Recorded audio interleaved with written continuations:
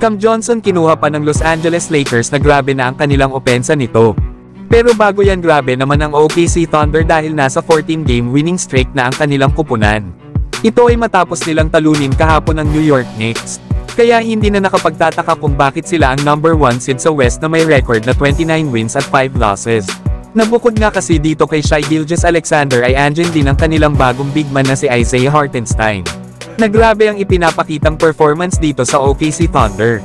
Alam naman natin na kinuha lang ito ng kanilang kupunan sa free agency para sa 3 taon na kontrata na nagkakahalaga ng nasa $87 million. Maswerte pa nga dito ang OKC dahil nagawa nilang maagaw sa New York Knicks itong si Isaiah Hartenstein. Lalo at isa ito sa mga tumulong sa Knicks upang makarating sila ng Eastern Conference Finals kahit wala ang iba nilang mga key players. Dito kasi sa OKC Thunder simula nang mag-debut itong si Isaiah Hartenstein.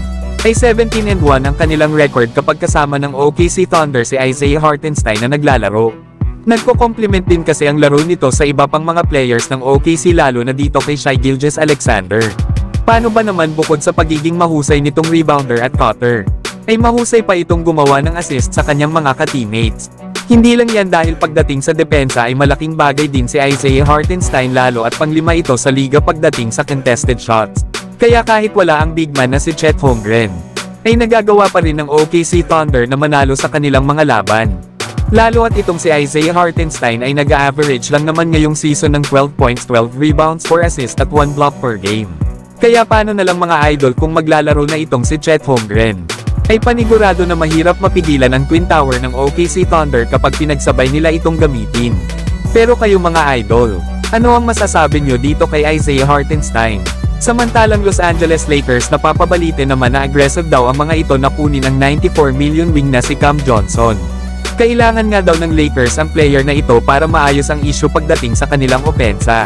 Lalo at nasa pang-rank 17 sa liga itong Lakers pagdating sa points per game. Kaya naman dapat daw silang gumawa ng trade at kunin ang isa sa mga top forward sa NBA sa ngayon na si Cam Johnson. Naayon pa nga dito kay Brett Siegel ng Clutch Points. Isa nga daw ang Lakers sa may gusto na kunin itong si Cam Johnson. Lalo at ang nasabing forward ay nag-a-average ng 19 points per game. At balance naman daw ang kanyang shooting na may 43% shooting beyond the arc ngayong season. Marami nga ang mga kupunan na may interest na makuha ito lalo na sa kanyang scoring ability at size. Idagdag pa nga ang kanyang length at pagiging effective na defender. Pero mas kilala talaga si Cam Johnson bilang isang 3-and-D player. Nabalak nga din sana ng Lakers mga idol na kunin itong si Jimmy Butler sa Miami Heat na masyadong mahal kasi ang kanyang kontrata. Lalo at panigurado daw na mag-o-opt out ito sa kanyang huling kontrata next year na may halagang $52 million. Kaya mas mainam daw kung itong si Cam Johnson na may $22 million lang ang magiging sahod next season ang kunin ng Lakers.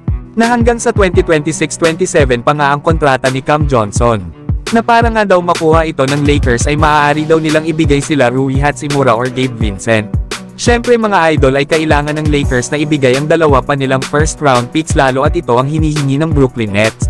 Na kung magagawa nga ng Lakers na madagdag sa kanilang roster itong si Cam Johnson, ay panigurado na isang delikadong kupunan ang Lakers dahil sa shooting at opensa na dala ng nasabing forward.